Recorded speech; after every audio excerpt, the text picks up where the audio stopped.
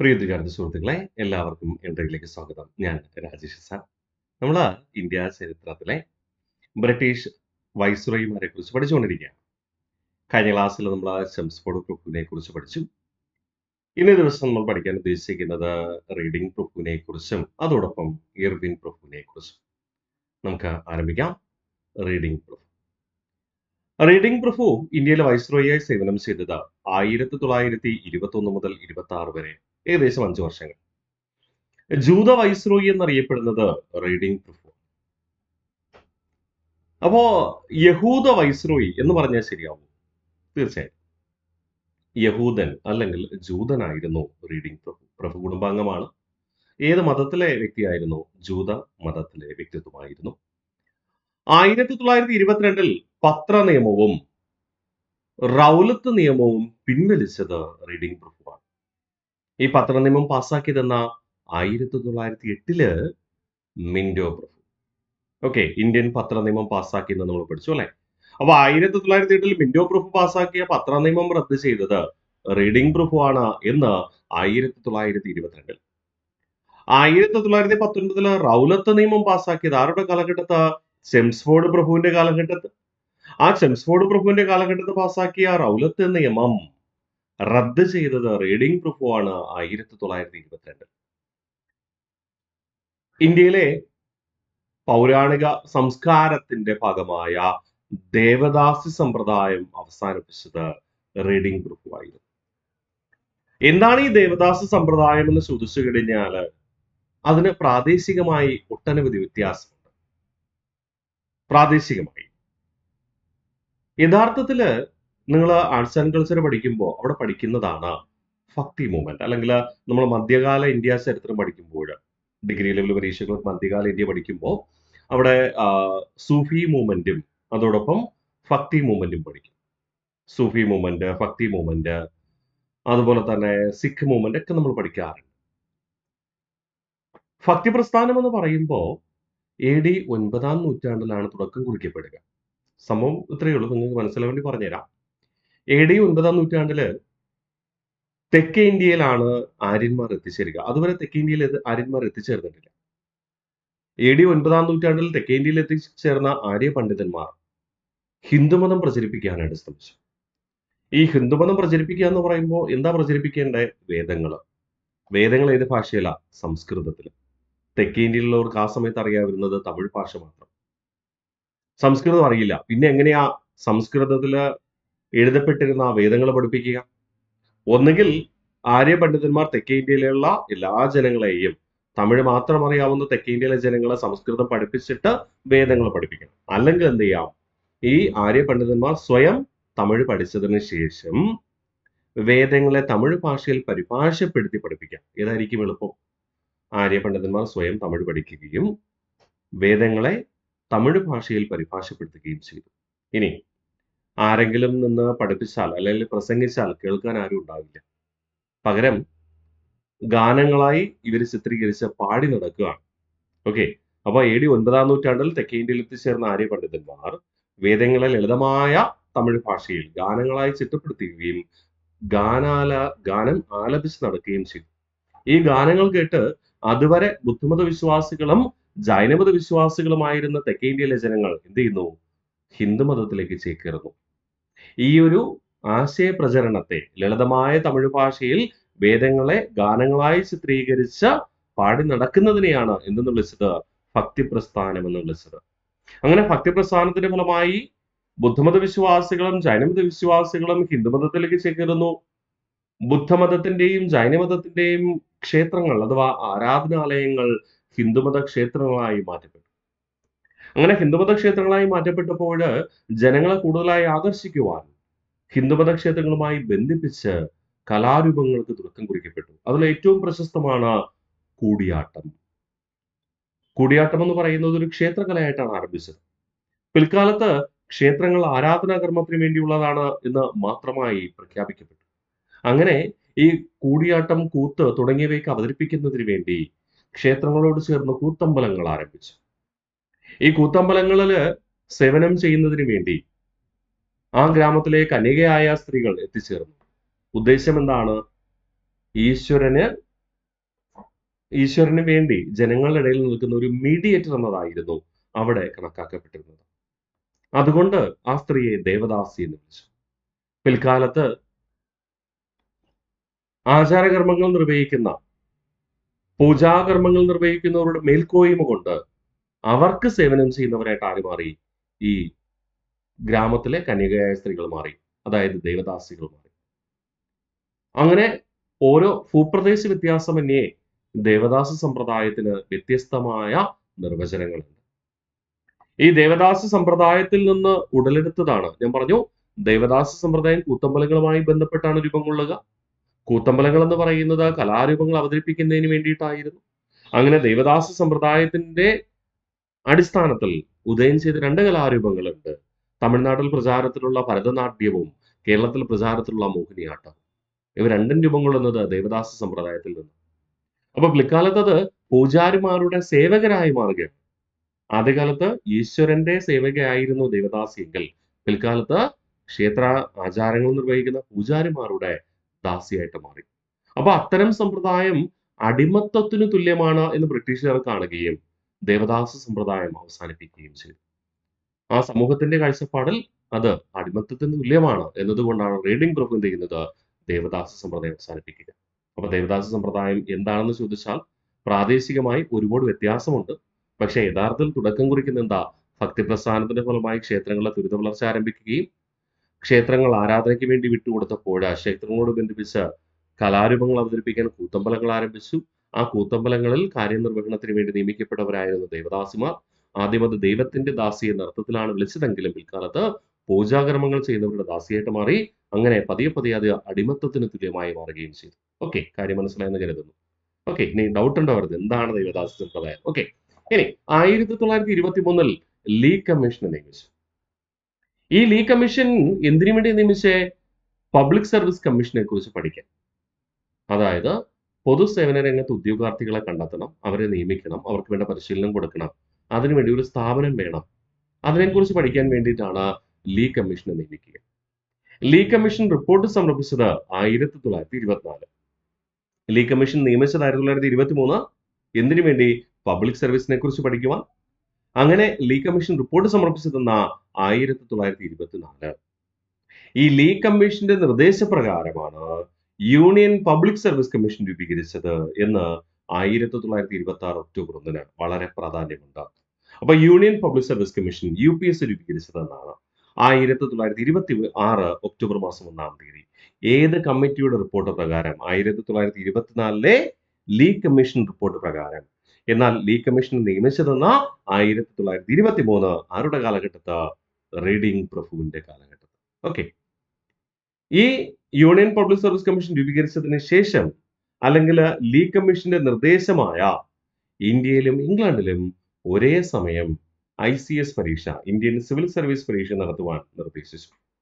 Okay, അപ്പൊ Lee കമ്മീഷനെ കുറിച്ചാണ് നമ്മൾ ഈ സ്ലൈഡിൽ മൊത്തത്തിൽ പഠിക്കുക.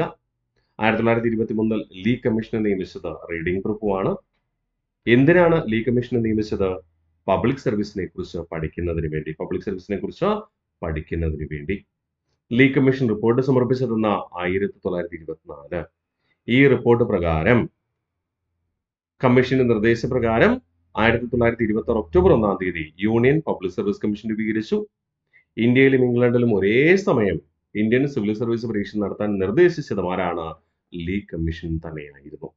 ക്ലിയർ അല്ലേ? ഇനി അടുത്ത് പറയുന്നു, 1925 റെയിൽവേ ബജറ്റ് പൊതു ബജറ്റിൽ നിന്ന് വേർതിരിച്ച് അവതരിപ്പിച്ചു. റെയിൽവേ ബജറ്റ് പൊതു ബജറ്റിൽ നിന്ന് വേർതിരിക്കും എന്ന് പ്രഖ്യാപിച്ചത് 24 എന്നാൽ രണ്ടും രണ്ട് ബജറ്റായി അവതരിപ്പിച്ചതെന്നാണ് 25. ഓക്കെ, അപ്പോൾ റെയിൽവേ ബജറ്റ് പൊതു ബജറ്റിൽ നിന്ന് വേർതിരിച്ച് അവതരിപ്പിച്ചത് 1925. വേർതിരിച്ച് അവതരിപ്പിക്കും എന്ന പ്രഖ്യാപനമുണ്ടായത് 24. 1924 റീഡിംഗ് പ്രഭുവിന്റെ കാലഘട്ടത്താണ് കാക്കോറി ട്രെയിൻ കവർച്ച ഉണ്ടായത്. ബ്രിട്ടീഷ് ആയുധങ്ങളുമായി പോകുകയായിരുന്ന ട്രെയിനിൽ നിന്ന് ആയുധങ്ങൾ കൊള്ളയടിച്ചു. അതാണ് കാക്കോറി ട്രെയിൻ റോബറി എന്ന് പറയുന്നത് അറിയപ്പെടുക. അതിൽ കുറെ ദേശീയ നേതാക്കളൊക്കെ ഉണ്ട്. അത് നമ്മൾ ദേശീയ പ്രസ്ഥാനം പഠിക്കുമ്പോൾ കൃത്യമായി പഠിക്കും. ഇപ്പൊ തൽക്കാലം Kakori train robbery, Kakori train കവർച്ച എപ്പോഴാണ് നടന്നത്? 1925. ആരുടെ കാലഘട്ടത്ത്? റീഡിംഗ് പ്രഭുവിന്റെ കാലഘട്ടത്ത്. റീഡിംഗ് പ്രൂഫിന്റെ കാലഘട്ടത്തിൽ തന്നെയാണ് രണ്ട് രാഷ്ട്രീയ പ്രസ്ഥാനങ്ങൾ രൂപം കൊള്ളുക. കമ്മ്യൂണിസ്റ്റ് പാർട്ടി ഓഫ് ഇന്ത്യയും രാഷ്ട്രീയ സ്വയം സേവക് സംഘം. 1925 റീഡിംഗ് പ്രൂഫിന്റെ കാലഘട്ടത്താണ് കമ്മ്യൂണിസ്റ്റ് പാർട്ടി ഓഫ് ഇന്ത്യ എന്ന സംഘടനയും രാഷ്ട്രീയ സ്വയം സേവക് സംഘ സംഘടനകളും ആരംഭിക്കുക. ഈ രണ്ട് സംഘടനകളും രൂപീകരിച്ചത് 1925 ഇപ്പോൾ 2025. അപ്പൊ 100 വർഷം കഴിഞ്ഞിട്ടുണ്ട്. അതുമായി ബന്ധപ്പെട്ട് PSC ചോദിച്ചേക്കാം. ഒന്നെങ്കിൽ ഡയറക്റ്റ് വർഷം ചോദിക്കാം. CPI അല്ലെങ്കിൽ RSS രൂപീകരിച്ചത് ഏത് വർഷം? 1925. CPI കൂടാതെ RSS എന്നീ സംഘടനകൾ ആരംഭിച്ചത് ആരുടെ കാലഘട്ടത്തിൽ? ഇത് വൈസ്രോയിയുടെ കാലഘട്ടത്ത്. റീഡിംഗ് പ്രഭുവിന്റെ. ഓക്കെ അല്ലേ? ഒന്നുകൂടെ നമുക്ക് റിവിഷൻ ചെയ്താലോ? ഇതുവരെ പറഞ്ഞ കാര്യങ്ങള്. റീഡിംഗ് പ്രഭു. റീഡിംഗ് പ്രഭുവിന്റെ വൈസ്രോയെ സേവനം ചെയ്ത കാലഘട്ടം 1921 മുതൽ 1926 വരെ 5 വർഷക്കാലം. ജൂത വൈസ്രോയി അല്ലെങ്കിൽ യഹൂദ വൈസ്രോയി എന്നറിയപ്പെടുന്നു. 1922 പത്ര നിയമം കൂടാതെ റൗലത്ത് നിയമം എന്നിവ പിൻവലിച്ചു. മനസ്സിലുണ്ടാവണം, ഇന്ത്യൻ പത്ര നിയമം പാസ്സാക്കിയത് 1908 മിൻഡോ സെക്കൻഡ് ആണ്.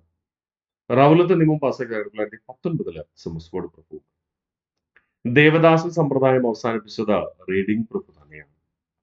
1923 ലീ കമ്മീഷനെ നിയമിച്ചു. പബ്ലിക് സർവീസിനെ കുറിച്ച് പഠിക്കുന്നതിന് വേണ്ടിയാണ് ലീ കമ്മീഷൻ നിയമിക്കപ്പെട്ടത്. പബ്ലിക് സർവീസിനെ കുറിച്ച് പഠിക്കുന്നതിന് വേണ്ടിയാണ് ലീ കമ്മീഷൻ നിയമിക്കപ്പെടുക. ഓക്കെ, പിന്നെ പറയുന്നു, ഈ ലീ കമ്മീഷൻ റിപ്പോർട്ട് സമർപ്പിച്ചത് 1924 കമ്മീഷന്റെ നിർദ്ദേശപ്രകാരം യൂണിയൻ പബ്ലിക് സർവീസ് കമ്മീഷൻ രൂപീകരിച്ചത് എന്നായിരുന്നു 1926 ഒക്ടോബർ 1 തീയതി. ഇന്ത്യയിലും ഇംഗ്ലണ്ടിലും ഒരേ സമയം ICS പരീക്ഷ നടത്താൻ നിർദ്ദേശിച്ചത് ലീ കമ്മീഷൻ തന്നെയായിരുന്നു. 1925 റെയിൽവേ ബജറ്റ്, പൊതു ബജറ്റ് എന്നിവ വേർതിരിച്ച് അവതരിപ്പിക്കുമെന്ന് പ്രഖ്യാപിച്ചത് 1924. ക്ലിയർ? 1925 കാക്കോറി ട്രെയിൻ കവർച്ച നടന്നത് റീഡിംഗ് പ്രൂഫിന്റെ കാലഘട്ടത്തിൽ. 1925 രണ്ട് സംഘടനകൾ, കമ്മ്യൂണിസ്റ്റ് പാർട്ടി ഓഫ് ഇന്ത്യയും രാഷ്ട്രീയ സ്വയം സേവക് സംഘ എന്നീ സംഘടനകൾ ആരംഭിച്ചത് റീഡിംഗ് പ്രൂഫിന്റെ കാലഘട്ടത്തിൽ തന്നെ. ഇനി റീഡിംഗ് പ്രൂഫിനെ കുറിച്ച് ചെറിയൊരു കാര്യം കൂടെ പഠിക്കാനുണ്ട്. ഏറ്റവും പ്രധാനപ്പെട്ടതാണ്, അതുകൊണ്ട് നമ്മൾ സെപ്പറേറ്റ് പഠിക്കാന്ന് വെച്ചു. 1926 ഹിൽട്ടൺ യങ് അധ്യക്ഷനായി ഒരു കറൻസി കമ്മീഷനെ നിയമിച്ചു. അപ്പൊ നിങ്ങളുടെ മനസ്സിൽ വരണം, ബ്രിട്ടീഷ് ഇന്ത്യയിലെ ആദ്യത്തെ കറൻസി കമ്മീഷൻ ഏതായിരുന്നു? ബ്രിട്ടീഷ് ഇന്ത്യയിലെ ആദ്യത്തെ കറൻസി കമ്മീഷൻ ഏതായിരുന്നു എന്ന് ചോദിച്ചാൽ ഉത്തരം എന്താണ്? ബ്രിട്ടീഷ് ഇന്ത്യയിലെ ആദ്യത്തെ കറൻസി കമ്മീഷൻ ഏതെന്ന് ചോദിച്ചാൽ ഉത്തരം എന്താണ്? പെട്ടെന്ന് പറഞ്ഞേ, കേട്ടെ. 1886 ഡഫറിൻ പ്രഭുവിന്റെ കാലഘട്ടത്തിൽ നിയമിക്കപ്പെട്ട മാൻസ്ഫീൽഡ് കമ്മീഷൻ ആയിരുന്നു. ആ മാൻസ്ഫീൽഡ് കറൻസി കമ്മീഷന്റെ റിപ്പോർട്ട് പ്രകാരമാണ് 1899 ഇന്ത്യൻ കോയിനേജ് ആക്ട് പാസ്സാക്കുക. അല്ലെ? കഴ്സൺ പ്രഭുവിന്റെ കാലം നമ്മൾ ആൾറെഡി പഠിച്ചതാണ്, മനസ്സിലുണ്ടാവട്ടെ. അപ്പൊ ഇന്ത്യയിലെ ആദ്യത്തെ കറൻസി കമ്മീഷൻ എന്ന് ചോദിച്ചു കഴിഞ്ഞാൽ എന്ത് പറയണം? മാൻസ്ഫീൽഡ് കറൻസി കമ്മീഷൻ എന്ന് പറയണം. 1886 ഡഫറിൻ പ്രഭുവിന്റെ കാലഘട്ടത്തിൽ. എന്നാൽ നമ്മൾ ഇവിടെ എന്താ പറയണേ? റീഡിംഗ് പ്രഭുവിന്റെ കാലഘട്ടത്ത് ഒരു കറൻസി കമ്മീഷൻ നിയമിച്ചു. ആ കറൻസി കമ്മീഷന്റെ അധ്യക്ഷൻ ആരാണ്? ഹിൽട്ടൺ യങ് ആണ്. ഓക്കെ അല്ലെ? ഹിൽട്ടൺ യങ് ആണ്. ഇനി നമ്മൾ പറയുന്നു, ഈ ഹിൽട്ടൺ യങ് കമ്മീഷന്റെ നിർദ്ദേശപ്രകാരമായിരുന്നു പിന്നീട് 1935 ഏപ്രിൽ 1 തീയതി എന്ത് രൂപീകരിക്കുക? റിസർവ് ബാങ്ക് ഓഫ് ഇന്ത്യ രൂപീകരിക്കുക. അങ്ങനെ റിസർവ് ബാങ്ക് ഓഫ് ഇന്ത്യ രൂപീകരിച്ചതിന് ശേഷമാണ് മാൻസ്ഫീൽഡ് കറൻസി കമ്മീഷന്റെ നിർദ്ദേശപ്രകാരം Indian coinage and paper currency act പാസ്സാക്കി. അല്ലെ? അതായത് ഇന്ത്യൻ കോയിനും പേപ്പർ കറൻസി നിർമ്മിക്കാൻ ആർക്കാണ് അധികാരം? ബ്രിട്ടന്. ആ അധികാരം ആർക്ക് വിട്ടുകൊടുക്കുന്നത്? RBIക്ക് വിട്ടുകൊടുക്കുന്നത്. ഓക്കെ, ഞാൻ അവിടെ മാൻസ്ഫീൽഡ് കമ്മീഷനെ കുറിച്ച് പഠിച്ചപ്പോഴും ഇന്ത്യൻ കോയിനേജ് ആൻഡ് കറൻസി ആക്ടിനെ കുറിച്ച് പഠിപ്പിച്ചപ്പോഴും ഞാൻ പറഞ്ഞിരുന്നു, RBI അപ്പോഴില്ല. അതുകൊണ്ടാണ് കറൻസി അച്ചടിക്കാനുള്ള ചുമതല ആരേറ്റെടുത്തത്? British parliament. പിന്നീട് RBI രൂപീകരിച്ചത് ആർക്ക് വിട്ടു നൽകി? RBIക്ക് വിട്ടു നൽകി. ശരിയല്ലേ? അപ്പൊ 1926 ഹിൽട്ടൺ യങ് കറൻസി കമ്മീഷനെ നിയമിച്ചു. ഈ ഹിൽട്ടൺ യങ് കറൻസി കമ്മീഷന്റെ നിർദ്ദേശപ്രകാരമാണ് പിൽക്കാലത്ത് 1935 ഏപ്രിൽ 1 തീയതി എന്ത് രൂപീകരിക്കുന്നത്? Reserve bank of India, RBI രൂപീകരിക്കുക. തീർന്നു റീഡിംഗ് പ്രൂഫ്. ഇത്രയേ ഉള്ളൂ റീഡിംഗ് പ്രൂഫിനെ കുറിച്ച് പഠിക്കാൻ. ഒന്നുകൂടെ നമുക്ക് പൂർണ്ണമായിട്ട് റിവിഷൻ ചെയ്താലോ? യെസ്. അത് കഴിഞ്ഞിട്ട് നമുക്ക് ഇർവിൻ പ്രൂഫിലേക്ക് പോവാം. റീഡിംഗ് പ്രൂഫ് കാലയളവ് 1921 മുതൽ 26 വരെ. വിശേഷണം ജൂത വൈസ്രോയി. 1922 മിന്റോ പ്രഭുവിന്റെ കാലഘട്ടത്ത് 1908 പാസാക്കിയ പത്ര നിയമവും ഷംസ്ഫോർഡിന്റെ കാലഘട്ടത്ത് 1919 പാസാക്കിയ റൗലത്ത് നിയമവും പിൻവലിച്ചു. ദേവദാസ സമ്പ്രദായം അവസാനിപ്പിച്ചു. 1923 ലീ കമ്മീഷനെ നിയമിച്ചു. പബ്ലിക് സർവീസിനെ കുറിച്ച് പഠിക്കുന്നതിന് വേണ്ടിയാണ് ലീ കമ്മീഷൻ നിയമിക്കപ്പെടുക. കമ്മീഷൻ റിപ്പോർട്ട് സമർപ്പിച്ചത് 1924. ഈ ലീ കമ്മീഷന്റെ റിപ്പോർട്ട് പ്രകാരമാണ് യൂണിയൻ പബ്ലിക് സർവീസ് കമ്മീഷൻ രൂപീകരിച്ചത് 1926 ഒക്ടോബർ മാസം 1-ാം തീയതി. ഇന്ത്യയിലും ഇംഗ്ലണ്ടിലും ഒരേ സമയം ICS പരീക്ഷ, ഇന്ത്യൻ സിവിൽ സർവീസ് പരീക്ഷ നടത്താൻ നിർദ്ദേശിച്ചതും ലീ കമ്മീഷൻ തന്നെ. 1925 റെയിൽവേ ബജറ്റ്, പൊതു ബജറ്റ് എന്നിവ വേർതിരിച്ച് അവതരിപ്പിച്ചത് റീഡിംഗ് പ്രഭുവിന്റെ കാലഘട്ടത്ത് വേർതിരിക്കുന്നു അല്ലെങ്കിൽ വേർതിരിച്ച് അവതരിപ്പിക്കും എന്ന് പ്രഖ്യാപിച്ചത് 1924. 1925 കാക്കോറി ട്രെയിൻ കവർച്ച നടന്നത് റീഡിംഗ് പ്രഭുവിന്റെ കാലഘട്ടത്തിൽ. 1925 കമ്മ്യൂണിസ്റ്റ് പാർട്ടി ഓഫ് ഇന്ത്യ കൂടാതെ രാഷ്ട്രീയ സ്വയം സേവക് സംഘ് എന്നീ സംഘടനകൾ രൂപീകരിച്ചത്. 1926 ഹിൽട്ടൺ യങ് കറൻസി കമ്മീഷനെ നിയമിച്ചു. കമ്മീഷന്റെ നിർദ്ദേശപ്രകാരം റിസർവ് ബാങ്ക് ഓഫ് ഇന്ത്യ രൂപീകരിച്ചത് 1935 ഏപ്രിൽ മാസം 1-ാം തീയതി. ഇതോടെ റീഡിംഗ് പ്രഭുവിന്റെ കാലഘട്ടത്തിൽ നടന്ന പ്രധാന സംഭവങ്ങൾ ഇവിടെ പഠിച്ചവസാനിച്ചു. അടുത്ത് പറയുന്നു ഇർവിൻ പ്രഭുവിന്റെ കാലഘട്ടം 1926 മുതൽ 31 വരെ. ഇർവിൻ പ്രഭുവിനെ ക്രിസ്ത്യൻ വൈസ്രോയി എന്ന് വിശേഷിപ്പിക്കുന്നു. അപ്പൊ നിങ്ങൾക്ക് ചിലപ്പോഴെങ്കിലും ഈ ഒരു സെന്റൻസ് പഠിക്കുമ്പോൾ ഡൗട്ട് ഉണ്ടാവാം, ഇർവിൻ പ്രഭു ക്രിസ്ത്യാനിയാണ്, അപ്പൊ ബാക്കിയുള്ളവര് ക്രിസ്ത്യാനികളല്ലേ, ബാക്കിയുള്ളവര് ക്രിസ്ത്യാനികൾ അല്ലേ എന്നൊരു ഡൗട്ട് ഉണ്ടാവും. ബാക്കിയുള്ളവർ ക്രിസ്ത്യാനികളല്ലേ? എന്താണ് നിങ്ങളുടെ അഭിപ്രായം? ബാക്കിയുള്ള ക്രിസ്ത്യാനികളാണോ? ക്രിസ്ത്യാനികളാണ്. പിന്നെ എന്താ പ്രത്യേകിച്ച് എടുത്ത് പറയണേ? അതിനൊരു കാരണമുണ്ടടാ. ക്രിസ്ത്യൻസ് എന്ന് പറയുമ്പോൾ നിങ്ങൾ സാധാരണ വേൾഡ് ഹിസ്റ്ററി പഠിക്കുമ്പോൾ ആദ്യ ക്ലാസ്സുകളിൽ പഠിക്കുന്നത് ഈ ഒരു കാര്യങ്ങളായിരിക്കാം. മതനവീകരണ പ്രസ്ഥാനത്തിൽ നിങ്ങൾ പഠിക്കും. ഈ ക്രിസ്ത്യാനികൾ എന്ന് പൊതുവായി വിശേഷിപ്പിക്കുന്നത് ആരെയാണ്? കത്തോലിക്ക ക്രിസ്ത്യാനികളെ. ഈ കത്തോലിക്ക ക്രിസ്ത്യാനികൾ എന്ന് പറഞ്ഞാൽ ആരാ? കത്തോലിക്ക ക്രിസ്ത്യാനികൾ എന്ന് പറഞ്ഞാൽ യെസ്, റോമിലെ പോപ്പിനെ അംഗീകരിക്കുന്ന ക്രിസ്തുമത വിശ്വാസികളെയാണ് കത്തോലിക്ക ക്രിസ്ത്യാനികൾ എന്ന് വിളിക്കുക. ഓക്കെ. യൂറോപ്പില് 15-ാം നൂറ്റാണ്ടിൽ മതനവീകരണ പ്രസ്ഥാനങ്ങൾ ആരംഭിച്ചു. 15-ാം നൂറ്റാണ്ടിന്റെ അവസാനം, 15-ാം നൂറ്റാണ്ടിന്റെ തുടക്കത്തില് നവോത്ഥാനം ആരംഭിക്കുന്നു. നവോത്ഥാനത്തിന്റെ ഫലമായി 15-ാം നൂറ്റാണ്ടിന്റെ അവസാനത്തിലും 16-ാം നൂറ്റാണ്ടിലും യൂറോപ്പിലെ മിക്കവാറും എല്ലാ രാജ്യങ്ങളിലും മതനവീകരണ പ്രസ്ഥാനം ആരംഭിച്ചു. ഇംഗ്ലണ്ടിലും 16-ാം നൂറ്റാണ്ടിൽ, കൃത്യമായി പറഞ്ഞാൽ 1539 മതനവീകരണ പ്രസ്ഥാനത്തിന്റെ ഭാഗമായി റോമിലെ പോപ്പിനെ അംഗീകരിക്കുന്നതിന് എന്ത് ചെയ്തു? വിലക്കേർപ്പെടുത്തി. അല്ലെങ്കിൽ ഇനിമേൽ തങ്ങൾ റോമിലെ പോപ്പിനെ അംഗീകരിക്കില്ല എന്ന് പറഞ്ഞുകൊണ്ട് മതനവീകരണത്തിന്റെ പിതാവായ മാർട്ടിൻ ലൂതറിന്റെ ആശയങ്ങൾ ഫോളോ ചെയ്യാൻ ആരംഭിച്ചു. ഈ മാർട്ടിൻ ലൂതറിന്റെ പിൻഗാമികളെ നമ്മൾ പ്രൊട്ടസ്റ്റന്റ് ക്രിസ്ത്യാനികൾ എന്നാണ് വിളിക്കുക. എന്തെന്നാ വിളിക്കുക? പ്രൊട്ടസ്റ്റന്റ് ക്രിസ്ത്യാനികൾ. അപ്പൊ ക്രിസ്ത്യാനികൾ എന്ന് പറഞ്ഞു കഴിഞ്ഞാൽ അർത്ഥം എന്താണ്? കത്തോലിക്ക ക്രിസ്ത്യാനികൾ. മറ്റുള്ളവരെ പൊതുവായി നമ്മൾ വിളിക്കുന്ന പ്രൊട്ടസ്റ്റന്റ് ക്രിസ്ത്യാനികൾ എന്നാണ്. റോമിലെ പോപ്പിനെ അംഗീകരിക്കാത്ത, എന്നാൽ മാർട്ടിൻ ലൂതറിന്റെ ആശയങ്ങൾ പിന്താങ്ങുന്ന അല്ലെങ്കിൽ പിന്തുടരുന്ന ആൾക്കാരെയാണ് നമ്മൾ പ്രൊട്ടസ്റ്റന്റ് ക്രിസ്ത്യാനികൾ എന്ന് വിളിക്കുക. നിങ്ങൾ കേരള ചരിത്രം പഠിക്കുമ്പോൾ യൂറോപ്യന്മാരുടെ ആഗമനം പഠിക്കും, അല്ലെ? യൂറോപ്യന്മാരുടെ ആഗമനം പഠിക്കും. കേരളത്തിലെത്തിയ ആദ്യത്തെ യൂറോപ്യൻ ശക്തി ഏതാണ്? പോർച്ചുഗീസുകാരാണ്. പോർച്ചുഗീസുകാർ കത്തോലിക്ക ക്രിസ്ത്യാനികളായിരുന്നു. അത് കഴിഞ്ഞ് വന്ന ആരാ? ഡച്ചുകാരെ കുറിച്ച് നമ്മൾ ഇങ്ങനെ പഠിക്കും. കേരളത്തിലെത്തിയ ആദ്യത്തെ യൂറോപ്യൻ പ്രൊട്ടസ്റ്റന്റ് ക്രിസ്തുമത വിഭാഗമാണ് ഡച്ചുകാർ. അങ്ങനെയല്ലേ പഠിക്കുക? അതെ. അത് കഴിഞ്ഞ് വന്ന ഫ്രഞ്ചുകാരും ബ്രിട്ടീഷുകാരും പ്രൊട്ടസ്റ്റന്റ് ക്രിസ്തുമത വിശ്വാസികളാണ്. അതോട് PSC ഇങ്ങനെ ചോദിക്കാറുണ്ട്, കേരളത്തിലെത്തിയ യൂറോപ്യൻ ശക്തികളിൽ അല്ലെങ്കിൽ ഇന്ത്യയിലെത്തിയ യൂറോപ്യൻ ശക്തികളിൽ ആദ്യത്തെ പ്രൊട്ടസ്റ്റന്റ് ക്രിസ്തുമത വിഭാഗം ഏതായിരുന്നു? ഡച്ചുകാർ. ഒരേ ഒരു കത്തോലിക്ക ക്രിസ്തുമത വിഭാഗം ഏതായിരുന്നു? പോർച്ചുഗീസുകാർ. പോർച്ചുഗീസുകാർ ഇനി കത്തോലിക്ക ക്രിസ്തുമത വിശ്വാസികൾ എന്ന് പ്രത്യേകിച്ച് പഠിച്ചില്ലെങ്കിൽ കൂടി നിങ്ങൾ പരോക്ഷമായി കത്തോലിക്ക ക്രിസ്ത്യാനികൾ എന്ന് പഠിക്കും. എങ്ങനെയാണെന്ന് അറിയാമോ? 1599 ഉദയംപേരൂർ സുനകദോസ് പഠിക്കുന്നത് എങ്ങനെയല്ലേ?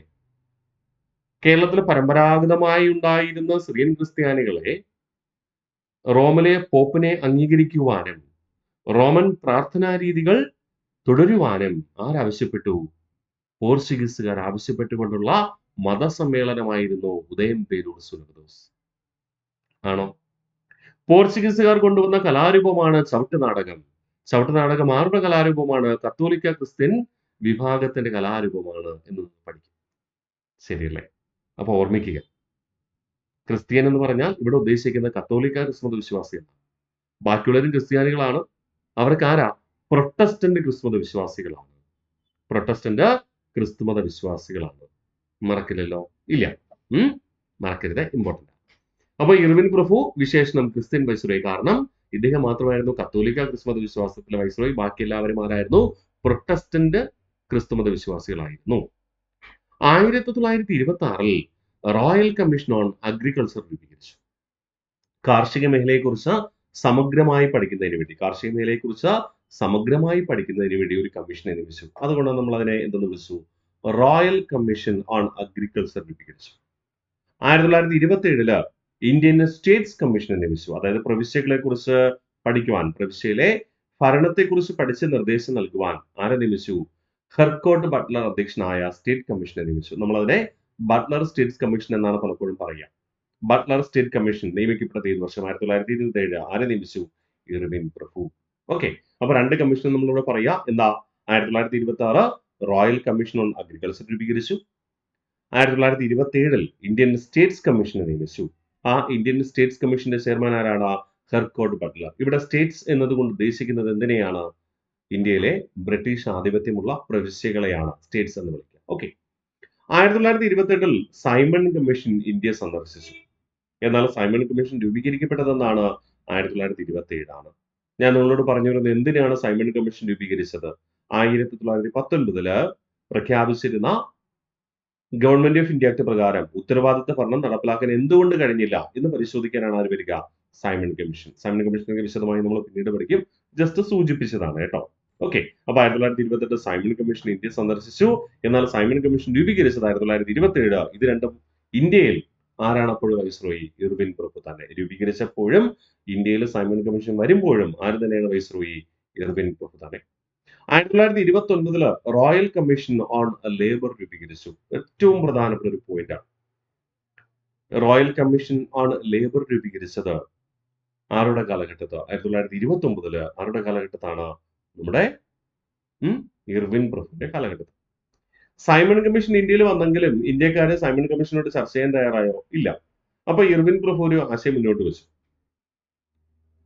ദീപാവലി ദിനത്തിൽ 1929 ദീപാവലി എന്ന് പറയുമ്പോൾ നമുക്കറിയാം ഒക്ടോബർ പകുതിക്ക് ശേഷം നവംബർ പകുതിക്ക് ഇടയിലാണ് ദീപാവലി ഉണ്ടാവുക അല്ലെ? ദീപാവലി എന്ന ആഘോഷം ഇന്ത്യയിലെ പ്രധാനപ്പെട്ട ഒരു ആഘോഷമാണ് ദീപാവലി. ആ ദീപാവലി ആഘോഷവേളയിൽ ഇർവിൻ പ്രഭു പറഞ്ഞു, അല്ലയോ പ്രിയപ്പെട്ട ഇന്ത്യക്കാരെ, നിങ്ങൾക്ക് ഞങ്ങൾ പുത്രികാ രാജ്യ പദവി, ഡിവിനിയൻ സ്റ്റേറ്റസ് നൽകാമെന്ന് പ്രഖ്യാപിച്ചു. ഓക്കെ, അപ്പോ ഇന്ത്യക്കാരെന്ത് പറഞ്ഞു? അയ്യോ, അങ്ങനെയുള്ള ഒരു ഔദാര്യം ഞങ്ങൾക്ക് വേണ്ട, ഞങ്ങൾക്ക് പൂർണ്ണമായ സ്വാതന്ത്ര്യം മതി. നിങ്ങളുടെ കീഴിൽ ഒരു സ്വാതന്ത്ര്യമല്ല, ഞങ്ങൾക്ക് ആധികാരികമായ ഒരു സ്വാതന്ത്ര്യമാണ് വേണ്ടത്. അതാണ് പൂർണ്ണ സ്വരാജ്യ പ്രഖ്യാപനം. കണക്റ്റഡ് ആണ്. ഓക്കെ, അപ്പൊ 1929 ദീപാവലി ഡിക്ലറേഷൻ നടത്തി ഇന്ത്യക്ക് പുത്രികാ രാജ്യ പദവി നൽകുമെന്നായിരുന്നു ഇർവിൻ പ്രഭു പ്രഖ്യാപിച്ചത്. ആ വർഷം ഡിസംബർ മാസം നടന്ന ഇന്ത്യൻ നാഷണൽ കോൺഗ്രസിന്റെ വാർഷിക സമ്മേളനത്തിൽ ദീപാവലി പ്രഖ്യാപനത്തിനെതിരെ INC എന്ത് ചെയ്തു? പൂർണ്ണ സ്വരാജ് പ്രഖ്യാപിച്ചു. അപ്പൊ ഇർവിൻ പ്രഭു ദീപാവലി പ്രഖ്യാപനം നടത്തി. അതിന് താല്പര്യമില്ല എന്ന് അറിയിച്ചുകൊണ്ട് ഇന്ത്യൻ നാഷണൽ കോൺഗ്രസ് ആ വർഷം ഡിസംബറിൽ നടന്ന വാർഷിക സമ്മേളനത്തിൽ, ലാഹോർ INC സമ്മേളനത്തിൽ പൂർണ്ണ സ്വരാജ് പ്രഖ്യാപിച്ചതും ആരുടെ കാലഘട്ടത്തിൽ തന്നെ? ഇർവിൻ പ്രഭുവിന്റെ കാലഘട്ടത്തിൽ തന്നെ. അപ്പൊ 1929 എന്തൊക്കെ? 1929 3 കാര്യങ്ങൾ പഠിച്ചു. റോയൽ കമ്മീഷൻ ഓൺ ലേബർ രൂപീകരിച്ചു. 1929 ദീപാവലി പ്രഖ്യാപനം നടത്തി. എന്താണ് ദീപാവലി പ്രഖ്യാപനം? ഇന്ത്യക്ക് പുത്രികാ രാജ്യ പദവി നൽകും. 1929 ദീപാവലി പ്രഖ്യാപനത്തിനെതിരെ ഇന്ത്യൻ നാഷണൽ കോൺഗ്രസിന്റെ ലാഹോർ സമ്മേളനം പൂർണ്ണ സ്വരാജ് പ്രഖ്യാപനം നടത്തി. ലാഹോർ പൂർണ്ണ സ്വരാജ് പ്രഖ്യാപനം നടത്തി. ഈ രണ്ട് സമയത്തും ആര് തന്നെയാണ് ഭരണാധികാരി? ഇർവിൻ പ്രഭു തന്നെ. ഒന്നുകൂടെ നമുക്ക് റിവിഷൻ ചെയ്താലോ? ഇർവിൻ പ്രഭു 2 സ്ലൈഡ്. ഇർവിൻ പ്രഭു വൈസ്രോയി ആയിരുന്ന കാലഘട്ടം ഇതുതൊട്ട് ഇതുവരെ 1926 മുതൽ 1931 വരെ. വിശേഷണം ക്രിസ്ത്യൻ വൈസ്രോയി എന്നറിയപ്പെടുന്നു. 1926 റോയൽ കമ്മീഷൻ ഓൺ അഗ്രികൾച്ചർ രൂപീകരിച്ചു. 1927 ഇന്ത്യൻ സ്റ്റേറ്റ്സ് കമ്മീഷനെ നിയമിച്ചു. ആ സ്റ്റേറ്റ്സ് കമ്മീഷന്റെ ചെയർമാൻ എന്ന് പറയുന്നത് ഹെർകോട്ട് ബട്ട്ലർ. ഒരുപാട് തവണ PSC ചോദിച്ചിട്ട് മറക്കരുത്. ഹെർകോട്ട് ബട്ട്ലർ സ്റ്റേറ്റ്സ് കമ്മീഷനെ നിയമിച്ചത് ഏത് വർഷം? 1927. ആര് നിയമിച്ചു? ഇർവിൻ പ്രഭു നിയമിച്ചു. 1928 സൈമൺ കമ്മീഷൻ ഇന്ത്യ സന്ദർശിച്ചപ്പോൾ വൈസ്രോയി ഇർവിൻ പ്രഭു ആണ്. എന്നാൽ സൈമൺ കമ്മീഷൻ രൂപീകരിക്കപ്പെട്ടത് 1927. 1929 റോയൽ കമ്മീഷൻ ഓൺ ലേബർ രൂപീകരിച്ചത് ഇർവിൻ പ്രഭു ആണ്. അത് തൊഴിൽ മേഖലയിലെ ബുദ്ധിമുട്ടുകളോ എന്തെങ്കിലും ഉണ്ടെങ്കിൽ പരിഹരിക്കുന്നതിന് വേണ്ടിയിട്ട് പഠനം നടത്തുക. 1929 ദീപാവലി ഡിക്ലറേഷൻ നടത്തി. എന്ത് ചെയ്യും? ഇന്ത്യക്ക് പത്രികാരാജ്യ പദവി നൽകും എന്ന പ്രഖ്യാപനം. 1929 ദീപാവലി പ്രഖ്യാപനത്തിനെതിരെ ഇന്ത്യൻ നാഷണൽ കോൺഗ്രസിന്റെ ലാഹോർ പൂർണ്ണ സ്വരാജ് പ്രഖ്യാപനം ഉണ്ടായതും ആരുടെ കാലഘട്ടത്തിൽ തന്നെ? ഇർവിൻ പ്രഭുവിന്റെ കാലഘട്ടത്തിൽ തന്നെ. ഞാൻ പറഞ്ഞു മുൻ ക്ലാസ്സുകൾ നമ്മൾ പറഞ്ഞിട്ടുണ്ട് ഈ ശൈശവ വിവാഹവുമായി ബന്ധപ്പെട്ട് കുറേയധികം കാര്യങ്ങൾ നിങ്ങളുടെ മനസ്സിലുണ്ടെന്ന് ഞാൻ കരുതുന്നു. എങ്കിലും ഞാനൊന്ന് സൂചിപ്പിക്കാം. ബംഗാൾ പ്രവിശ്യയിൽ ആദ്യമായി നമ്മുടെ ശൈശവ വിവാഹം നിരോധിക്കുന്നത് വില്യം ബെന്റിക് പ്രഭുവാണ്. ഏത് വർഷം? 1829 അല്ലെ? ബംഗാൾ പ്രവിശ്യയുടെ ഗവർണർ ജനറൽ ആയിരുന്നു ആ സമയത്ത് വില്യം ബെന്റിക് ബംഗാൾ പ്രവിശ്യയുടെ ഗവർണർ ജനറൽ ആയിരുന്ന സമയത്ത് 1829 ബംഗാൾ പ്രവിശ്യയിൽ മാത്രമാണ് എന്ത് ചെയ്യുന്നത്? ശൈശവ വിവാഹം നിരോധിക്കുക ആണേ. അത് കഴിഞ്ഞ് നമ്മൾ വൈസ്രോയിമാരിലേക്ക് എത്തിയപ്പോ എന്ത് പഠിച്ചു? ഏജ് ഓഫ് കൺസെന്റ് ആക്ട് പഠിച്ചു. ഓർക്കുന്നുണ്ടോ? ഏജ് ഓഫ് കൺസെന്റ് ആക്ട് ആരുടെ കാലഘട്ടത്താണ് age of consent act പാസ്സാക്കുക? 1891 Lansdowne പ്രഭുവിന്റെ കാലഘട്ടത്തിൽ. 1891 ലാൻസ്ഡോൺ പ്രഭുവിന്റെ കാലഘട്ടത്ത് ഏജ് ഓഫ് കൺസെന്റ് ആക്ട് പാസ്സാക്കി. ആ ഏജ് ഓഫ് കൺസെന്റ് ആക്ടില് പറയുന്നത് പെൺകുട്ടികളുടെ വിവാഹപ്രായം 12 വയസ്സാക്കി മാറ്റി. അതായത് ഏറ്റവും കുറഞ്ഞത് 12 വയസ്സെങ്കിലും ഉണ്ടെങ്കിൽ മാത്രമേ എന്ത് ചെയ്യാൻ പറ്റുള്ളൂ? പെൺകുട്ടികളെ വിവാഹം കഴിപ്പിക്കാൻ പാടുള്ളൂ. അതായിരുന്നു age of consent act. Okay, മനസ്സിലായോ? ഓക്കെ, അപ്പൊ age of consent act പാസ്സാക്കിയത് Lansdowne പ്രഭുവിന്റെ കാലഘട്ടത്തിൽ 1891. ഇനി നമ്മൾ പറയാൻ പോകുന്നത് 1929 ശൈശവ വിവാഹം നിരോധിക്കുന്നതിന് വേണ്ടി ഇർവിൻ പ്രഭു ശാരദാ നിയമം പാസ്സാക്കി. എന്താണ് ശാരദാ നിയമത്തിൽ പറയുക? 18 വയസ്സിന് താഴെയുള്ള ആൺകുട്ടികളുടെയും 14 വയസ്സിന് താഴെയുള്ള പെൺകുട്ടികളുടെയും വിവാഹം നിയമം മൂലം നിരോധിക്കുന്നു. അതിനെയും ശൈശവ വിവാഹം എന്ന് പറയാം. ശൈശവത്തിന് കണ്ടീഷൻ ഉണ്ട്. 1829 വില്യം ബെന്റിക് ബംഗാൾ പ്രവിശ്യയിൽ ശൈശവ വിവാഹം നിരോധിച്ചപ്പോൾ അവിടെ പറഞ്ഞത് 13 വയസ്സിന് താഴെയുള്ള കുട്ടികൾ, അത് ആൺകുട്ടിയാണെങ്കിലും പെൺകുട്ടിയാണെങ്കിലും 13 വയസ്സിന് താഴെയുള്ള വിവാഹം നിരോധിച്ചു. ഓക്കെ, എന്നാല് ഇവിടെ പറയുന്നത് എന്താണ്? 1929 ശാരദാ നിയമം അനുസരിച്ച് എന്താ ചെയ്യുക? 18 വയസ്സിന് താഴെയുള്ള ആൺകുട്ടികളുടെയും 14 വയസ്സിന് താഴെയുള്ള പെൺകുട്ടികളുടെയും വിവാഹമാണ് നിരോധിക്കുക. ഈ ഒരു നിയമം പാസ്സാക്കാൻ വേണ്ടി പരിശ്രമിച്ചത് ആരായിരുന്നു? ഹർബിലാസ് ശാരദ എന്ന വ്യക്തിയായിരുന്നു. അത് പുരുഷനാണ് കേട്ടോ, ഹർബിലാസ് ശാരദ. അദ്ദേഹം പരിശ്രമിച്ചത് കൊണ്ട് ഇർവിൻ പ്രഭു ആ നിയമത്തിന് ആരുടെ പേരിട്ടു? അദ്ദേഹത്തിന്റെ പേരിട്ടു. അങ്ങനെയാണ് അത് എന്തായിട്ട് മാറുന്നത്? ശാരദാ നിയമമായിട്ട് മാറുക. അപ്പോ ശൈശവ വിവാഹം ബ്രിട്ടീഷ് ഇന്ത്യയിൽ ആകമാനം നിരോധിക്കുന്നതിന് വേണ്ടി പരിശ്രമിച്ചത് ആരാണ്? ഹർബിലാസ് ശാരദയാണ്. ശൈശവ വിവാഹം ബംഗാൾ പ്രവിശ്യയിൽ നിരോധിക്കുന്നതിന് വേണ്ടി പരിശ്രമിച്ചത് രാജാറാം മോഹൻ റോയ്. ബംഗാൾ പ്രവിശ്യയിൽ നിരോധിക്കാൻ വേണ്ടി പരിശ്രമിച്ചത് രാജാറാം മോഹൻ റോയ്. ബ്രിട്ടീഷ് ഇന്ത്യയിലെ എല്ലാ ഭൂപ്രദേശത്തും നിരോധിക്കാൻ വേണ്ടി പരിശ്രമിച്ചത് ഹർബിലാസ് ശാരദ. 100 വർഷത്തിന്റെ ഇടവേളയുണ്ട് അല്ലെ? യെസ്. അപ്പൊ 1929 ശൈശവ വിവാഹം നിരോധിക്കാൻ ശാരദാ നിയമം പാസ്സാക്കി. 18 വയസ്സിന് താഴെയുള്ള ആൺകുട്ടികളുടെയും 14 വയസ്സിന് താഴെയുള്ള പെൺകുട്ടികളുടെയും വിവാഹം നിയമം മൂലം നിരോധിച്ചു. നടപ്പിലാക്കാൻ വേണ്ടി പരിശ്രമിച്ചത് ആരായിരുന്നു? ഹർബിലാസ് ശാരദ. അതുകൊണ്ട് നിയമത്തിന് എന്ത് പേര് നൽകി? ശാരദാ നിയമം എന്ന പേര് നൽകി. ഇനി ഒരു കാര്യം കൂടെ ഞാൻ നിങ്ങളെ സൂചിപ്പിക്കട്ടെ. സ്വതന്ത്ര ഇന്ത്യയില് ശൈശവ വിവാഹം നിരോധിച്ചത് ഏത് വർഷമായിരുന്നു? 2006 2006 ശൈശവ വിവാഹ നിരോധന നിയമം അനുസരിച്ച് ആൺകുട്ടികളുടെ വിവാഹപ്രായം 21ഉം പെൺകുട്ടികളുടെ വിവാഹപ്രായം 18ആയും നിശ്ചയിച്ചു. 2006 സ്വതന്ത്ര ഇന്ത്യയിലെ ശൈശവ വിവാഹ നിരോധന നിയമം പാസ്സാക്കുക. ഓക്കെ, അത് മനസ്സിലുണ്ടാവട്ടെ കേട്ടോ. ഞാൻ ഇതിനു മുമ്പ് ക്ലാസ്സിൽ പറഞ്ഞു തന്നിട്ടുണ്ട്. നമ്മൾ വില്യം ബെന്റിക്കിനെ കുറിച്ച് പഠിച്ചപ്പോൾ അല്ലേ? യെസ്, ഓർമ്മയുണ്ടാകട്ടെ. അവിടെ നമ്മൾ പറയുന്നു 1930 സൂര്യസെന്നിന്റെ നേതൃത്വത്തിൽ ചിറ്റഗോങ് ആയുധപുരാക്രമണം ഉണ്ടായത് ആരുടെ കാലഘട്ടത്ത്? റീഡിംഗ് പ്രഭുവിന്റെ കാലഘട്ടത്തിൽ, ഇർവിൻ പ്രഭുവിന്റെ കാലഘട്ടത്തിൽ. അപ്പൊ 1930 സൂര്യസെന്നിന്റെ നേതൃത്വത്തിലുള്ള ചിറ്റഗോങ് ആയുധപുരാക്രമണം നടന്നത് ഇർവിൻ പ്രഭുവിന്റെ കാലഘട്ടത്തിൽ. PSC ചോദിക്കുമ്പോൾ ചിറ്റഗോങ് ആയുധപുര ആക്രമിച്ചത് ആര്? സൂര്യസെൻ. ചിറ്റഗോങ് ആയുധപുര ആക്രമിച്ചത് ആര്? സൂര്യസെന്റെ നേതൃത്വത്തില്. ആരുടെ കാലഘട്ടത്തിൽ എന്ന് ചോദിച്ചാൽ ഇർവിൻ പ്രഭുവിന്റെ കാലഘട്ടത്തിൽ. ഇർവിൻ പ്രഭുവിന്റെ കാലഘട്ടത്താണ് ഒന്നാം വട്ടമേശ സമ്മേളനം നടത്തപ്പെട്ടത്. ആ ഒന്നാം വട്ടമേശ സമ്മേളനത്തിൽ ഗാന്ധിജിയോ ഇന്ത്യൻ നാഷണൽ കോൺഗ്രസോ പങ്കെടുത്തില്ല. ഇന്ത്യയിലെ ഏറ്റവും പ്രധാനപ്പെട്ട ഒരു രാഷ്ട്രീയ പാർട്ടി, ഏറ്റവും കൂടുതൽ അംഗങ്ങളുള്ള രാഷ്ട്രീയ പാർട്ടി ഇന്ത്യൻ നാഷണൽ കോൺഗ്രസ്. ഈ വട്ടമേശ സമ്മേളനത്തിന് സൈമൺ കമ്മീഷൻ റിപ്പോർട്ട് ചർച്ച ചെയ്യാം. സൈമൺ കമ്മീഷൻ റിപ്പോർട്ട് എന്താ? 1919 ഗവൺമെന്റ് ഓഫ് ഇന്ത്യ ആക്ട് പ്രകാരം ഇന്ത്യയിലെ രാഷ്ട്രീയ പാർട്ടികളുടെ അനുമതിയോടുകൂടി ഇലക്ഷൻ നടത്തുവാനോ ഉത്തരവാദിത്വ ഭരണം നടപ്പാക്കാനോ കഴിയില്ല. അതില്ലാതെ നമുക്ക് പാസ്സാക്കാമെന്നായിരുന്നു സൈമൺ കമ്മീഷൻ റിപ്പോർട്ട്. അതിനെക്കുറിച്ച് ചർച്ച ചെയ്യാനാണ് വട്ടമേശ സമ്മേളനം. പക്ഷെ ഒന്നാം വട്ടമേശ സമ്മേളനത്തിൽ ആര് പോയില്ല? ഇന്ത്യൻ നാഷണൽ കോൺഗ്രസ് ഗാന്ധിജിയോ പോയില്ല. അതുകൊണ്ട് ബ്രിട്ടീഷ് പ്രധാനമന്ത്രി റാംസെ മക്ഡൊണാൾഡ് ഇർവിനോട് പറഞ്ഞിട്ടുണ്ടാവാം, അടുത്ത വട്ടമേശ സമ്മേളനം എങ്ങനെയെങ്കിലും അവരെ കൊണ്ടുവരണം, ഇല്ലെങ്കിൽ നമ്മൾ പിന്നെ ഈ സമ്മേളനം നടത്തിയിട്ട് കാര്യം പോലും ഇല്ല എന്ന് പറഞ്ഞിട്ടുണ്ടാവാം. ശരിയല്ലേ? ജസ്റ്റ് കാഷ്വൽ ആയിട്ട് ചിന്തിച്ചാൽ മതി. അങ്ങനെ 1931 ഇർവിൻ പ്രഭു ഗാന്ധിജിയുമായി സംസാരിക്കുകയും ഗാന്ധി ഇർവിൻ ഉടമ്പടിയിൽ ഒപ്പുവെക്കുകയും ചെയ്തു. ഇത് ഡൽഹിയിൽ വെച്ച് ഒപ്പുവെച്ച ഉടമ്പടിയായതുകൊണ്ട് എന്ത് പേരിൽ അറിയപ്പെടുന്നു? ഡൽഹി ഉടമ്പടി എന്ന് അറിയപ്പെടുന്നു. കാരണം എന്താ? ഇർവിൻ പ്രഭുവിന്റെ ആസ്ഥാനം ഡൽഹിയിലേ.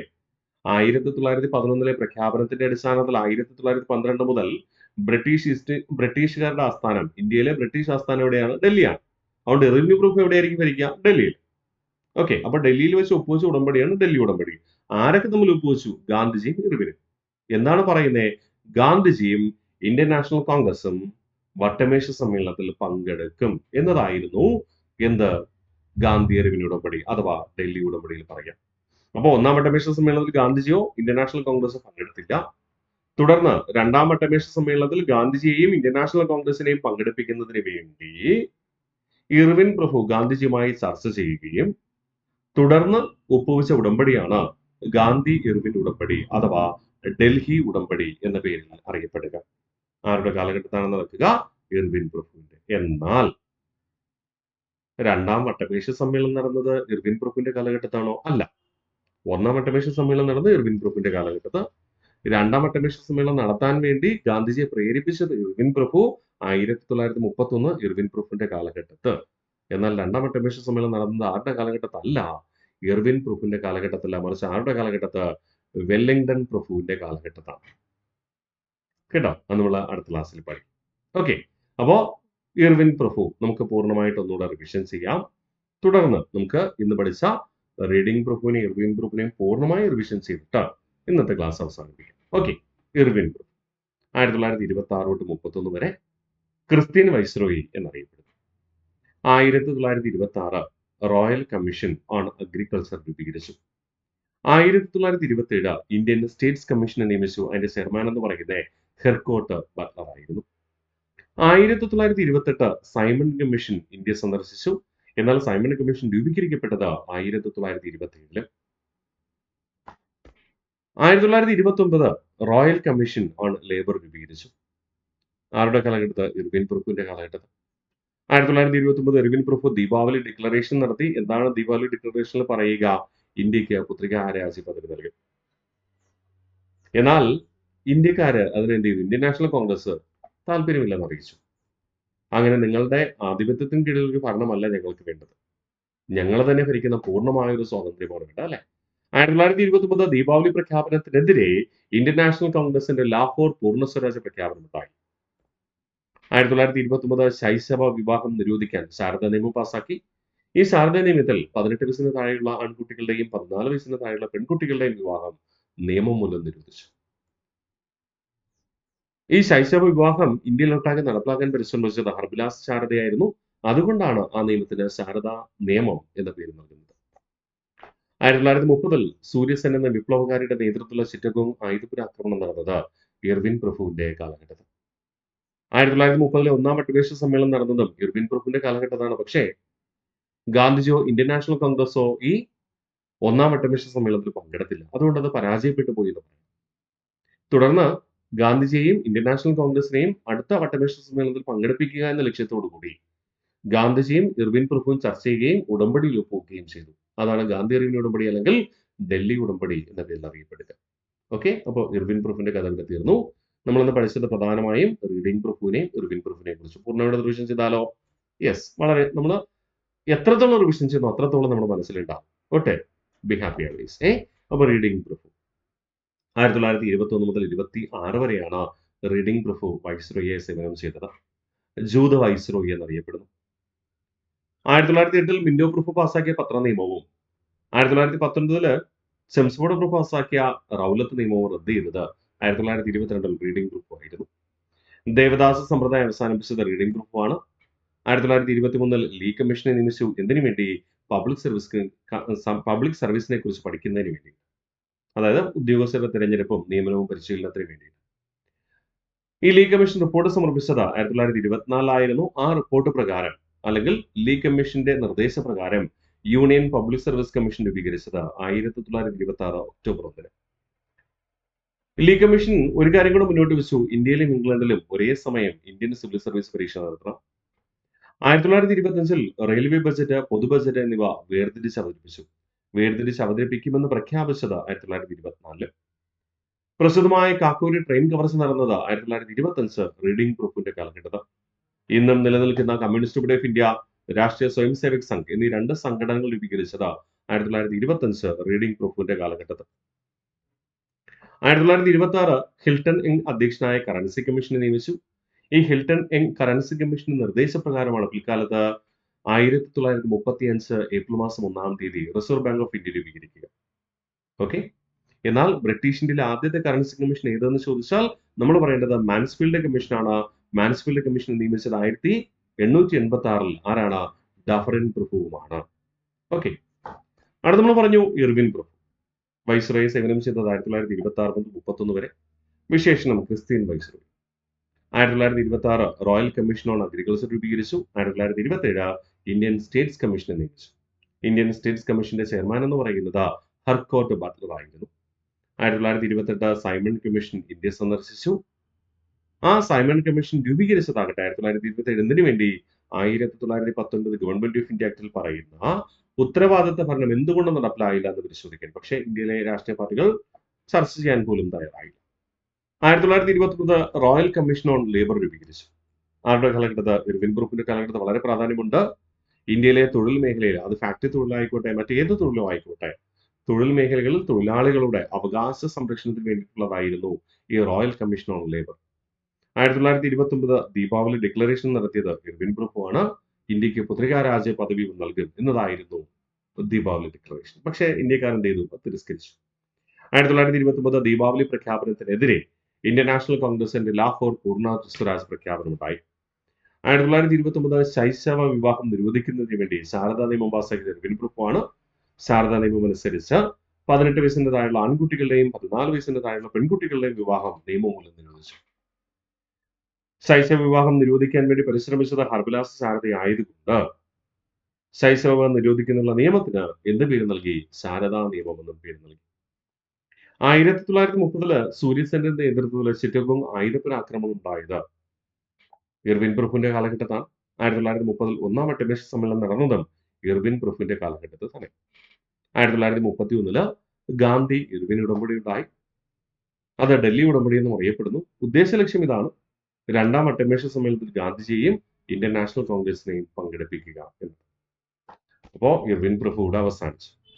നമ്മളിനി അടുത്ത ക്ലാസ്സിൽ പഠിക്കാൻ പോകുന്നത് വെല്ലിംഗ്ടൺ പ്രഭുവിനെ കുറിച്ചാണ്. ആ വെല്ലിംഗ്ടൺ പ്രഭുവിന്റെ കാലഘട്ടത്താണ് രണ്ടാം വട്ടമേശ സമ്മേളനം നടക്കുക കേട്ടോ. രണ്ടാം വട്ടമേശ സമ്മേളനത്തിൽ ഗാന്ധിജിയെ പങ്കെടുപ്പിക്കാൻ വേണ്ടിയാണ് ഗാന്ധി ഇർവിൻ ഉടമ്പടി അല്ലെങ്കിൽ ഡൽഹി ഉടമ്പടി.